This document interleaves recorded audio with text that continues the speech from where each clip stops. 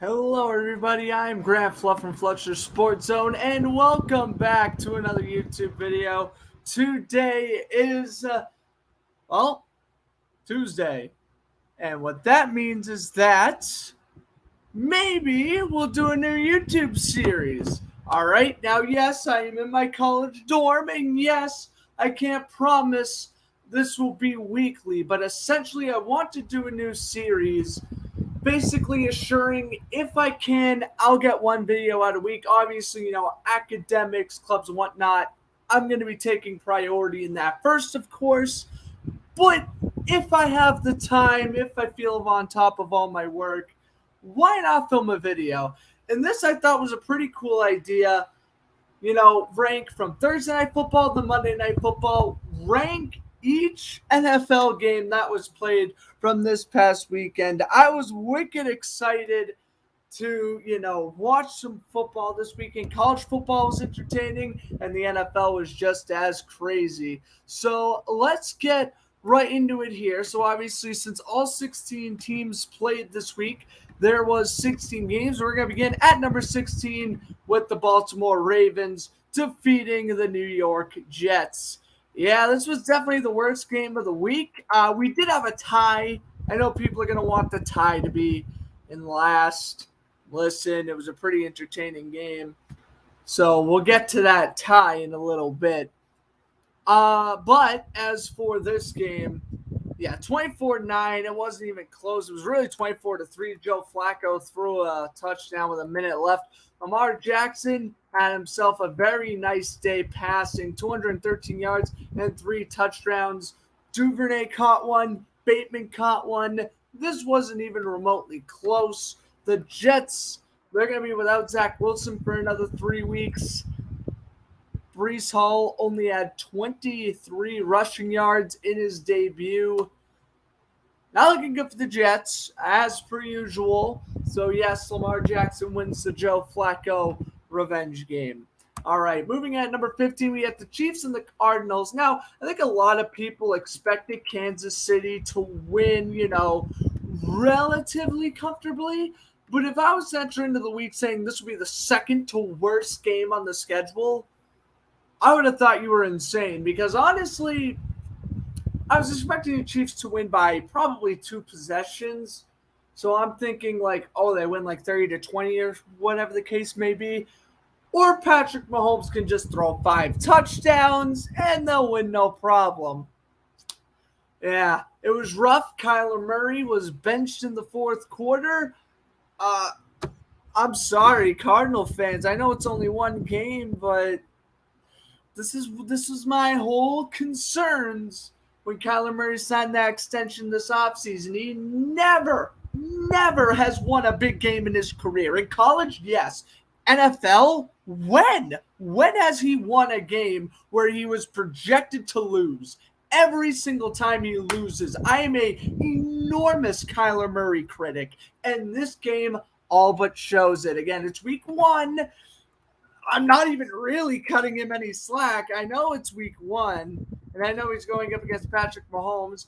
Murray himself, I guess he didn't play terrible. He threw 2 touchdowns. He didn't turn over the ball. Actually, he did have 1 fumble. Didn't throw a pick. Defense, man. Buda Baker and Isaiah Simmons, they're looking good. Byron Murphy's looking okay. Again, it's only 1 week, but Cardinals showing 0 improvements on that defense. If you're Arizona, you just got to hope that you regroup and you just play a better game next week, or else you're looking at an 0-2 start. And if you're the Chiefs, well, great. Patrick Mahomes threw 5 touchdowns, and he's your week 1 MVP. That's all that needs to be said there. Mahomes is back. Yes, Josh Allen, Justin Herbert, all these guys are exciting to watch.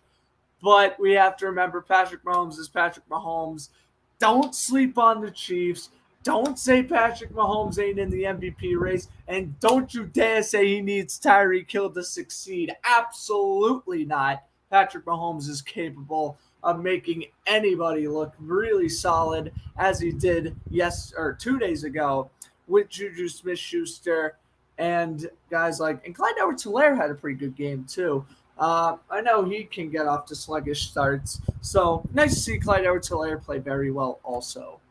Number 14, man, we all thought this was going to be the game of the week. Rams and Bills, Thursday Night Football, home opener. Woo! 31-10. It was a slaughter. Josh Allen was probably the league-leading MVP until Mahomes played. Cooper Kupp had a really nice toe drag touchdown. He scored in the second quarter. Literally the only positive thing I can say about the Rams was that Cooper Kupp touchdown. Stafford looked off, 3 interceptions. I know he was having some issues with his shoulder. That was on full display. Stephon Diggs was just, burning Jalen Ramsey all night long. It wasn't even a contest after like the third quarter. And the only negative I got to say about the Bills is James Cook, man. First career fumble on his first career carry, and he was benched for the rest of the game. I'm a huge Dalvin Cook guy. Obviously, James Cook, the rookie running back, that's his younger brother. So I want James Cook to do really well in Buffalo. Hopefully he learns from his mistake, and we get to see more playing time at him next week. And, I think him and Singletary could be a solid 1-2 punch. Singletary didn't do a whole lot. And speaking of not doing a whole lot, Cam Akers, 3 rushes, no yards. Rams, lucky for them, they're playing the Falcons next week, so I do think they will be 1-1.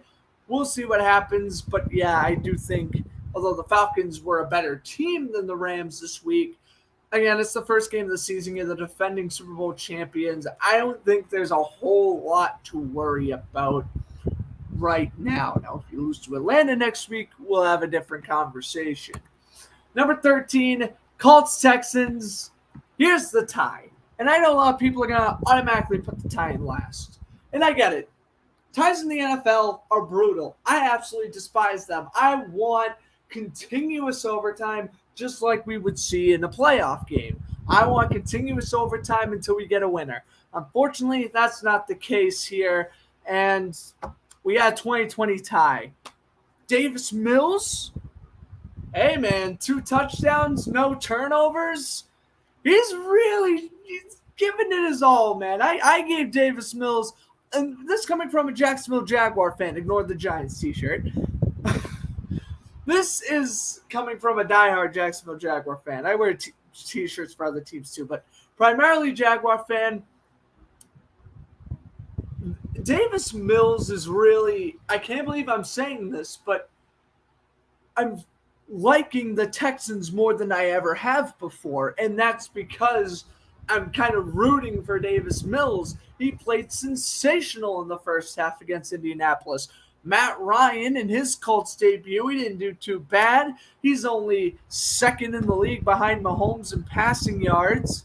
He threw a touchdown. He threw a pick. Jonathan Taylor had over 160 rushing yards. It was a very good game. The Colts came back from 2 possessions down to tie it late in the fourth quarter. It was a very entertaining game. And if we had a winner, I probably would have put this somewhere in the top 7. But since we didn't have a winner, that decreased its value a lot. Entertainment value, not saying I would rather watch a tie than a blowout, because, I would rather see a team actually win. But in terms of entertainment-wise and watching, ties can get pretty interesting. It's just the results suck. You're like, oh, I didn't want this game to result in a tie. But the game itself, as long as it's not like a defensive slugfest that ends like 6-6, it's at least watchable football. At number 12, this was the game I unfortunately wasted my time watching in the 1 o'clock window. Patriots versus Dolphins. Holy crap, where do I begin with the New England Patriots? Matt Patricia, case in point why he should not be an offensive coordinator. Kendrick Bourne, only 1 catch. Hunter Henry, only 3 catches. Utilize your players, guys. Mac Jones is out there getting destroyed in the pocket. Now he's questionable for week 2 because he's been dealing with back spasms because Miami's pass rush is just so much better than New England's. It was a rough day for the Patriots. The only Patriot who showed up was Matthew Judon. I mean, Jake Bailey too. Notice on one of the two players I said was a punter. And shout out to Ty Montgomery. He scored a touchdown also. Like, Ty Montgomery has more receiving touchdowns than like guys like Hunter Henry, Jonnu Smith, Kendrick Bourne, Jacoby Myers, Devontae Parker. I felt New England was trying to get Parker in the game plan way too much. Way too much. They should have targeted Jacoby Myers. He had a way better day, in my opinion. Tyreek Hill, he did fine his Dolphin debut, I will say. I don't think Tua played that great of a game. He didn't play terrible. He definitely outplayed Mac Jones. I wouldn't say Tua was great. He goes to 4-0 against the Patriots in his career. Tyreek Hill played fine, but Jalen Waddle, when he bursted off for that, what was it, like a 60-yard touchdown or something like that? Near the end of halftime, that made it 20-0. I already knew the game was lost at that point. It made 17-0. It was a 42-yard pass from Tua to Jalen Waddle. The Dolphins' other touchdown also came off a Melvin Ingram fumble recovery for a touchdown. Again, Patriots' offensive line just playing terrible all day long, putting Mac Jones on his back, and the Patriots, they had a couple of glimpses in like late third quarter where it looked like they may have came back, but no, Miami was in full control since the second quarter, and they never looked back. All right, number 11, we have the Buccaneers defeating the Cowboys. This was the Sunday night football game, of course, and it was a pretty bad one. I'm not going to lie. Tom Brady remains undefeated against the Cowboys in his career. The only highlight of the game I would really say was Mike Evans' insane one-handed touchdown grab, as you see right there. It was just a defensive clinic by Tampa Bay. Brady did your typical game manager. Ryan Suckup made a few field goals. They lived and died by the defense, Tampa Bay, and it worked. Dak Prescott got injured late in the game. He is out anywhere between 4 to 8 weeks. And obviously Cooper Rush will be starting for the Cowboys until further notice. Not good. But yeah, the Cowboys, they scored on their opening drive, and they proceeded to not score for the rest of the game. Pretty sad considering there was over 93,000 fans in attendance. Yeah, Brady didn't play phenomenal. 1 touchdown, 1 pick. Dak Prescott, though, played even worse again. He had a completion rate of 47.2, no touchdowns, 1 pick, 134 yards before eventually leaving the game due to a thumb injury. Very, very boring game for the Cowboys. And again, Trayvon Diggs, it's just a given. He's not a good coverage corner. As for the Bucs, they lost Chris Godwin. They didn't lose nothing. Julio Jones played well. And Russell Gage, I'm pretty sure, played well also if he was active. I know he was questionable heading in. And he did have 2 catches for 13 yards. Yeah, so minimal work for Russell Gage. Now that Chris Godwin's going to be out the next 3 to 4 weeks, we'll probably see Gage and Julio Jones get more involved into that game plan. But yeah, Cowboys win 19-6. The only bright spot I could say for the Cowboys is you got Michael Parsons, and he is a fine, very fine football player. And Zach Martin, still one of the top right guards in the league. Number 10, we have the Packers and the Vikings. So Minnesota won this one 20-7. Kirk Cousins has not lost to the Packers since week 1 of the 2020 season. That's right. COVID-19 was a priority of this earth the last time Aaron Rodgers defeated Kirk Cousins. Justin Jefferson, I actually have Jefferson in fantasy, so I was pretty happy with his performance this week. 185 yards and 2 touchdowns. Aaron Rodgers threw a terrible interception to Harrison Smith before halftime.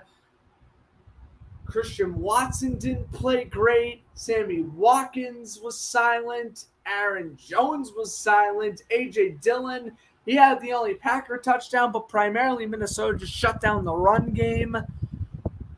It was a more entertaining 20-7 finish than the Dolphins-Patriots game, which is why it's only a couple spots higher. But still, this game wasn't incredibly entertaining.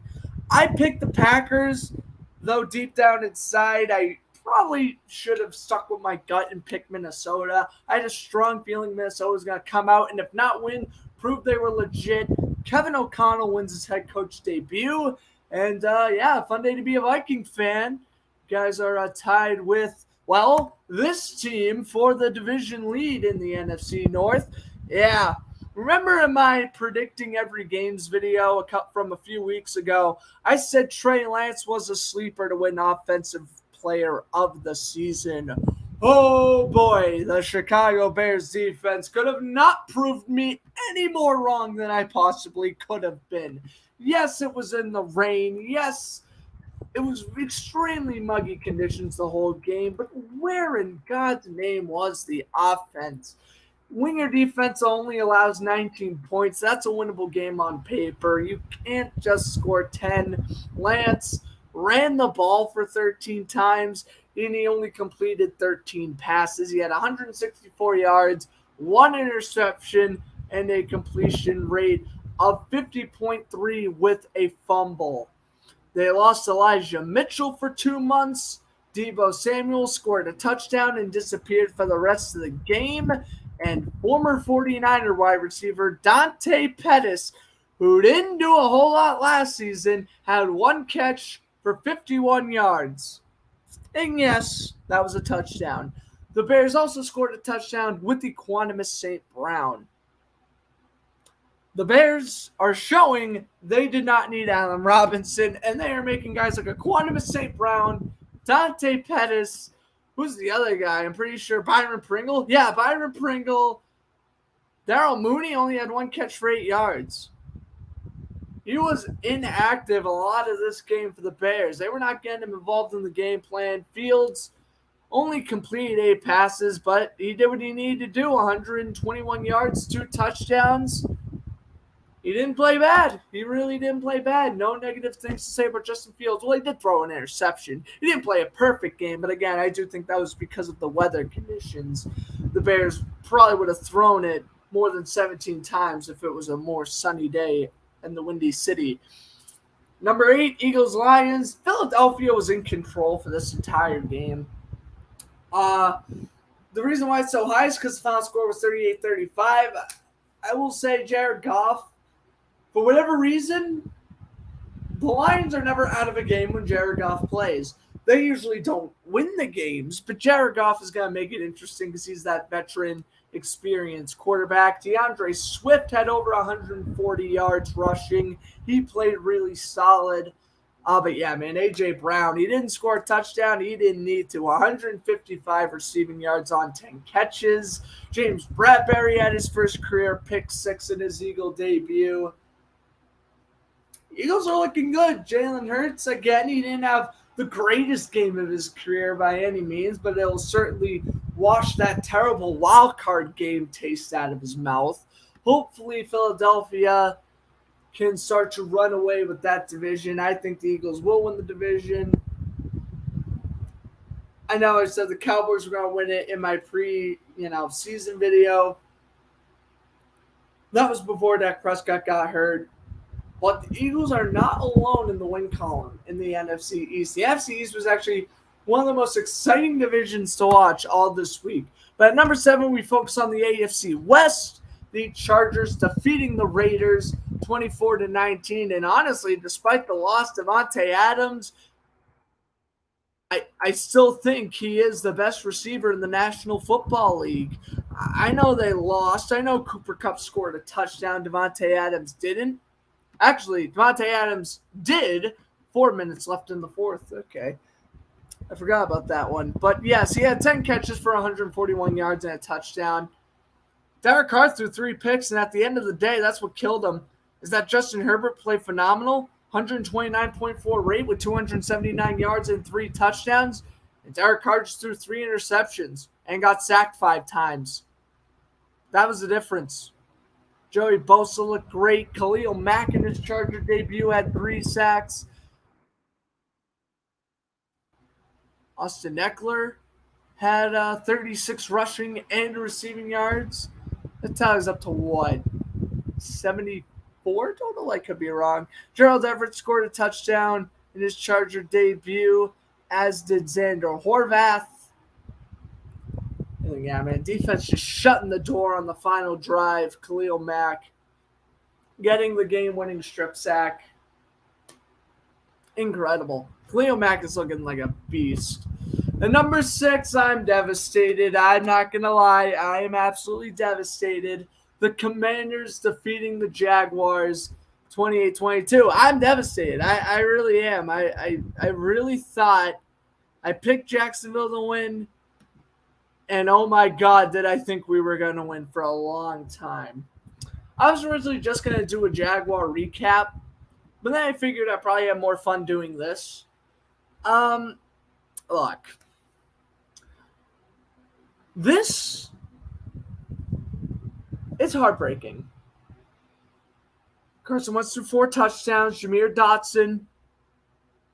If the season only lasted a week, I'd give him Rookie of the Year.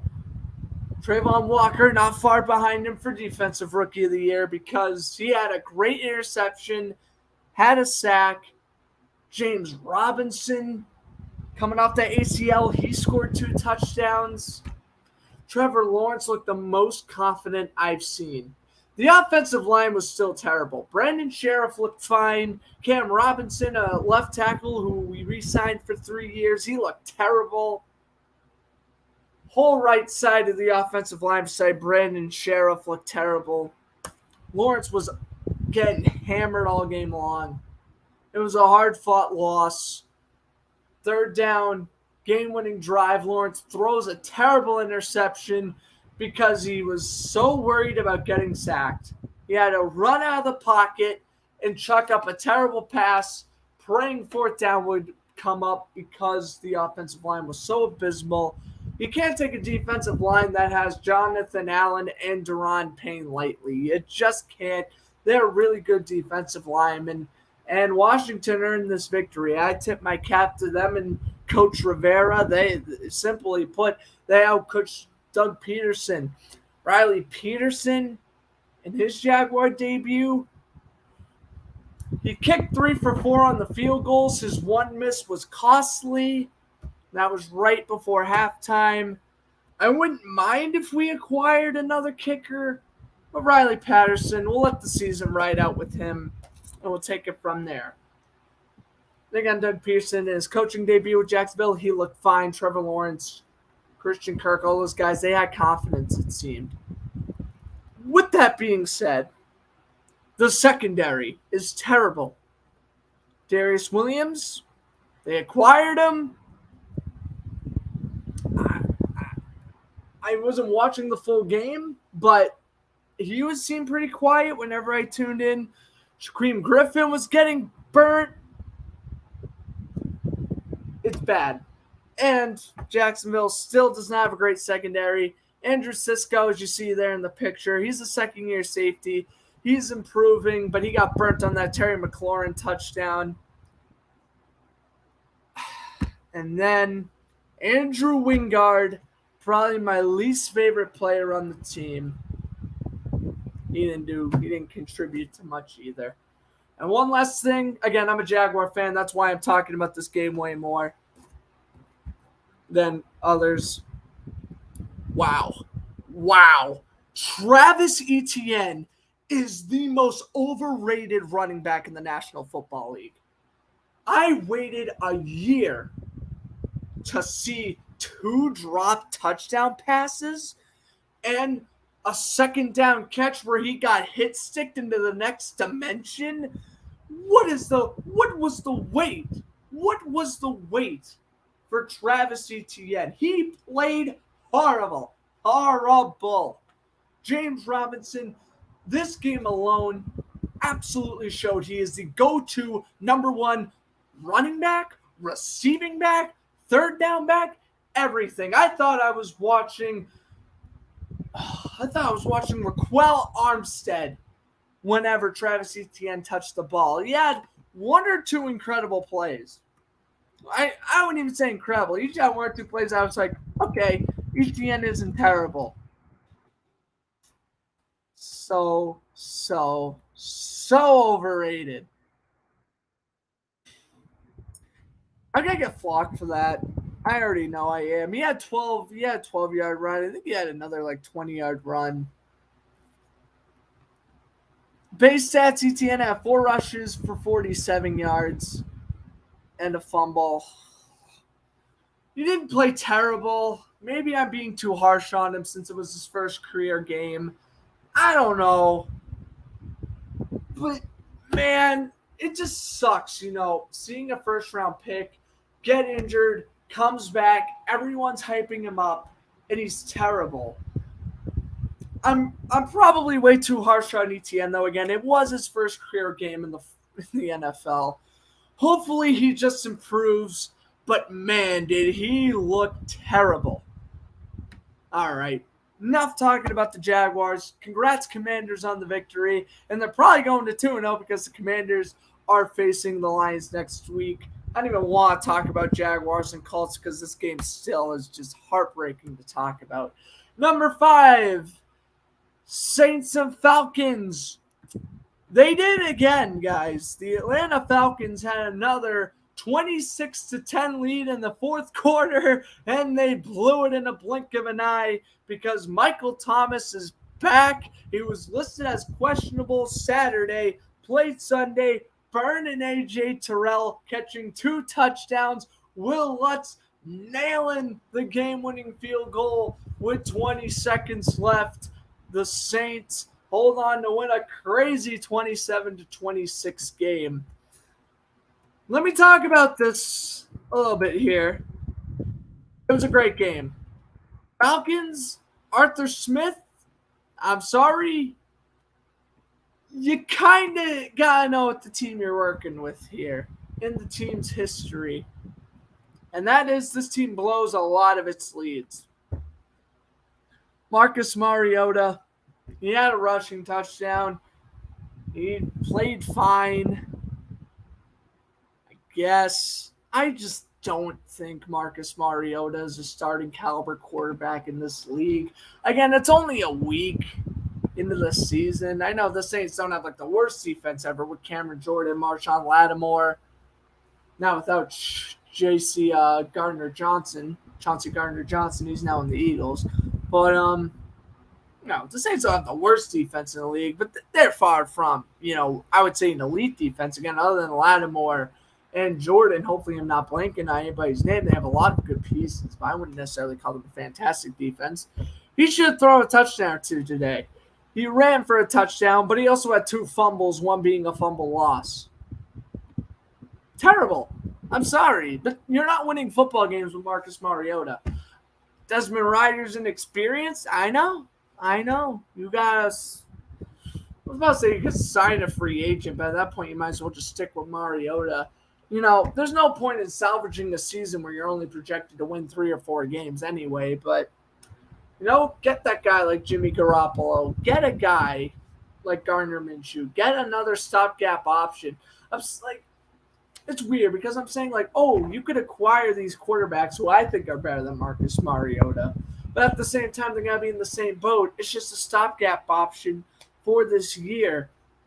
I think I'm basically trying to prove my point that Mariota isn't a starting caliber quarterback. I don't think he is. I really don't. I thought Mariota's been backup material in this league since 2018. It's the harsh reality, but that's what I truly believe. Anyway, Jameis Winston, on the other hand, he's looking nice from that torn ACL injury.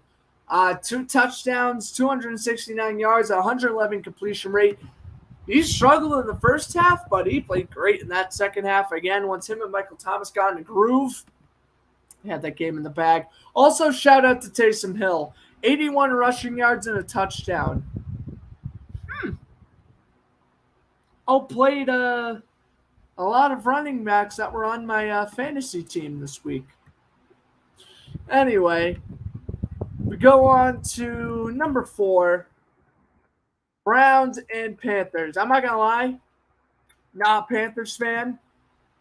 Not even really a Baker Mayfield fan, but man, did I want the Panthers to win this game. I really wanted Baker to stick it to the Panthers. Or rather stick it to the Browns. He started off terrible. Got good, got in the groove. He ran for a touchdown. He got a rushing touchdown. Then he threw a 75-yard bomb to Robbie Anderson. Carolina was coming back from 20-7 down. They take the lead 24-23 as they kick a game-leading field goal with a minute 13 left. Nick Chubb, though, wow, 141 rushing yards. Kareem Hunt had 46 rushing yards and a touchdown. And rookie kicker Cade York, wow. Talk about welcome to the National Football League. 58-yard field goal with 8 seconds left. Drills it. It would have been good from like 65 yards, man. It was an incredible kick. Cade York rejoices with this team. The Browns win 26-24. This was probably, if the Browns were to win the football game, this is something how I would have wanted it to end. Like I said, man, I was really rooting for Baker. I truly believe that the Browns mistreated Mayfield when it came to acquiring Deshaun Watson, trading him to the Panthers. I just thought the whole situation was terrible. The fan base, saying Mayfield sucks when he was just trying to play through injuries. I hated all of that. And it really would have made me put a smile on my face to see Mayfield win for the Panthers. But, seeing Cade York drill a 58-yard game-winning field goal, like I said, if the Browns were destined to win the game, then so be it. I'm happy with this ending, too. I feel good for the kid, especially since it was an awful game for kickers. It was an awful week for kickers. Cade York and Justin Tucker, as per usual, probably the top two in the league right there. And the kickers were just missing, or in the Buccaneers, or rather in the Chiefs case, Harrison Buckner got injured. Yeah, a terrible week for kickers. And we'll get to that starting now, actually. I know, I haven't really brought up like, oh, this kicker's been bad or whatever. Here's where we begin with that. Anyway, Giants-Titans. Yeah, this game I did not think was going to be close at all. I thought Tennessee was going to win like 40-10. I'm not going to lie to you. And just like Marcus Mariota, I am a huge Daniel Jones critic. Honestly, if he was a backup, so be it. I think he'd be better off there. Wow, did he prove me wrong? Again, he started off shaky. He threw a pick. He lost a fumble. The turnovers are still there, but he got the turnovers out of his system, and he played a tremendous second half, playing 17 passes, 188 yards, 2 touchdowns, 115.9 completion rate, and Saquon Barkley, who said this man was terrible? He is back, and he's better than ever. 164 rushing touchdowns, 1 touchdown, and scores the game-winning 2-point conversion with a minute to go. For the Tennessee Titans, again, it's 1 week, but, man, you guys are in free-for-all. Ryan Tannehill didn't turn over the football, but he did not look great. He really did not. He looked like the game manager that we expect him to look like. Again, not making mistakes, but not playing so great. Derrick Henry, he was just shut off. Tennessee tried to get him involved in the run game with 21 rushes, but he only mustered up 82 yards. The Titans ran the ball 25 times against the Giants. 21 times was with Henry. He was primarily stopped. And the Giants defense is going to look a lot better when Kayvon Thibodeau gets back from his injury. It was a great game. Again, the Giants scored the touchdown. Chris Myrick, second career touchdown. Makes it 21-20. Handoff to Barkley. They get the 2-point conversion. Tennessee goes down the field. Ryan Bullock misses the game-winning kick. And the Giants win what, well, would have been the upset of the week if it wasn't for our number 2 game. I'm sure you guys know what's coming up right now.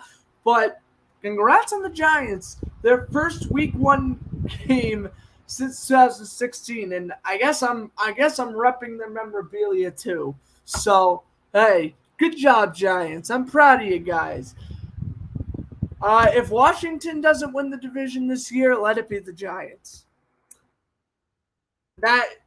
What? I'm about to say that's really disappointing. Now that you guys know what the number 1 game is. But Google Slides was being a pain. That sucks. That's okay, though. Number 2, Broncos Seahawks. I was losing my voice watching this game. I was watching it with a Seahawks fan. Maybe that was why. Oh, my God. Dude, this game was so good. So good. Geno Smith. Hell, I've gone on Twitter 15 times saying Drew Lock should be starting over Geno Smith. Oh boy. Never again will those words come out of my mouth. Geno Smith, man. They wrote me off. I just didn't write back. That's what happened. Incredible. Geno Smith. You want to know where I put Geno Smith in my MVP ratings right now? 4. Journeyman backup. I would right now put as my number 4 MVP of the season.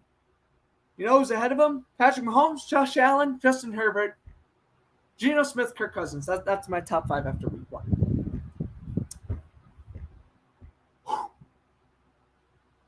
He threw a touchdown to Will Disley.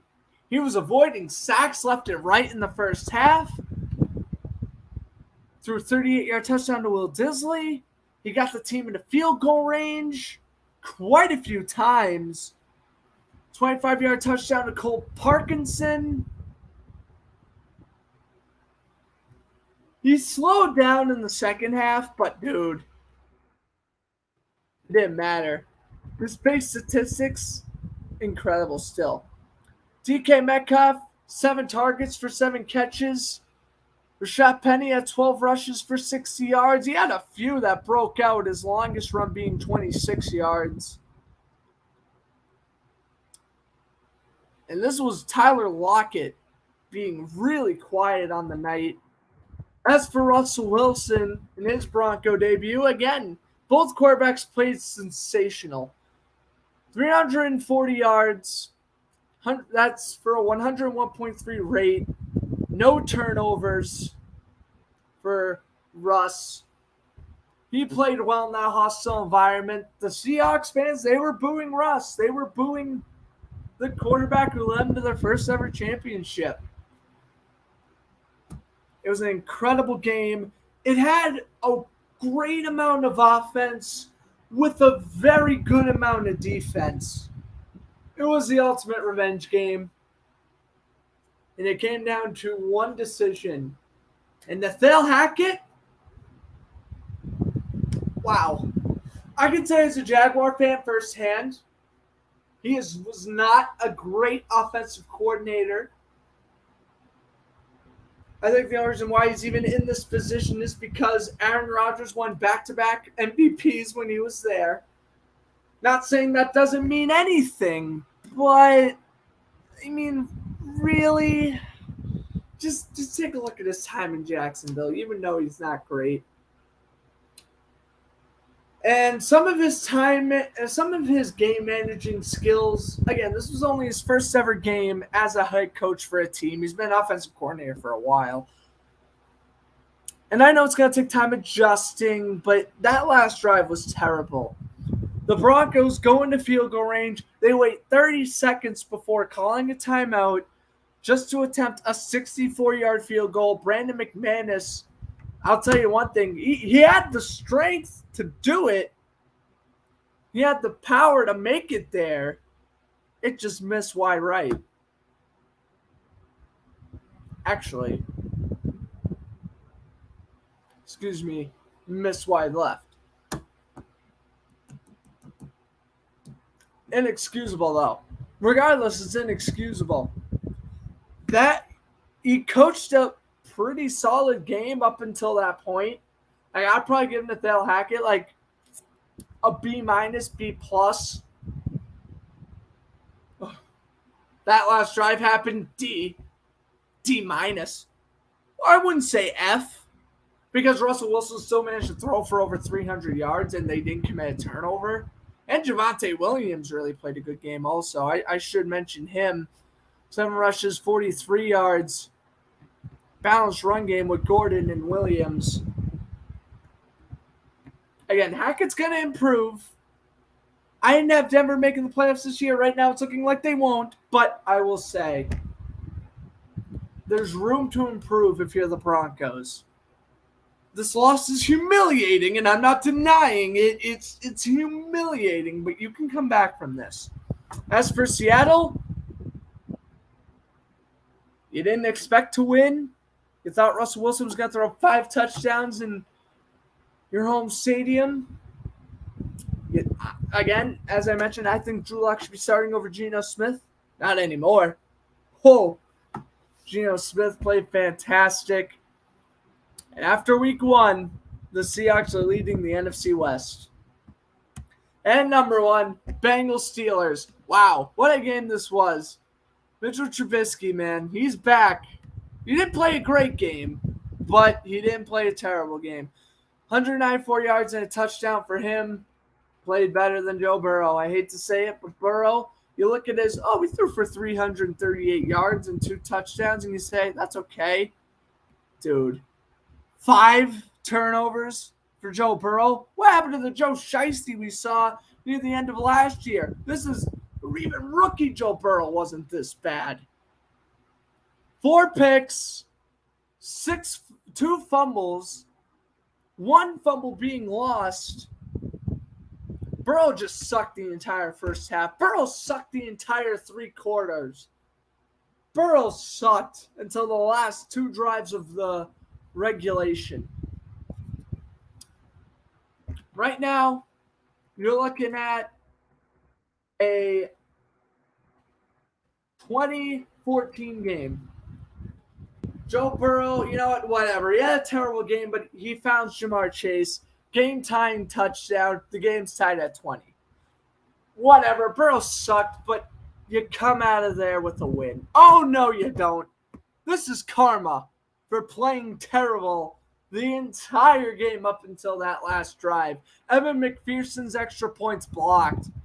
Overtime. And, man, overtime was absolutely thrilling. It really was. This was a great game. I probably had more fun watching Seattle and Denver, if I'm being honest. But still. So Steelers get the ball first in overtime. They punt. Evan McPherson misses a 29-yard field goal because it was a terrible snap. And then Chris Boswell missed a 55-yarder. And then we go into the mind of Zach Taylor, all right? So there's a minute 5 left. The Bengals are punting. I have no issue with that.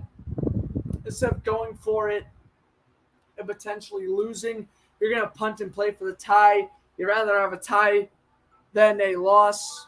I respect that. But, man, the way how they did it was terrible. With about 15 seconds left on the play clock, the Bengals snapped the punt.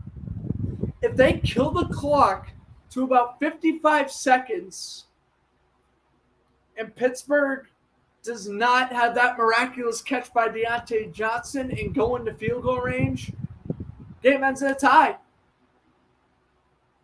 Nope. Punt the ball too early. Trubisky completes 3 out of 4 passes on the drive. Again, including that amazing 9-yard catch by Deontay Johnson and a 26-yard catch by second-year tight end Pratt Freiermuth. They got into position. Chris Boswell drains the 53-yard field goal as time expires in overtime. It was literally, if Boswell makes the kick, the Steelers win. If he misses, it's a tie.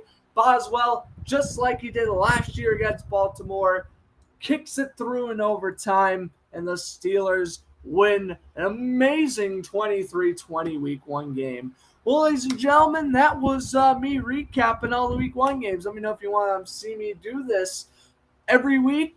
It'll pretty much be the only video I'll be able to record, but I will do it if you guys liked it.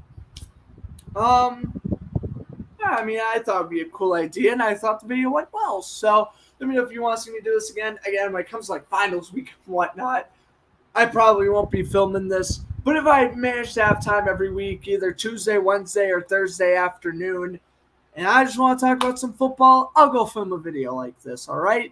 But anyway, I hope you guys enjoyed the video. I'm Grant Fluff from Fletcher Sports Zone saying enjoy the rest of your evening and hope to see you next week, if not beforehand. Again, thank you for watching, and I'll see you guys next time.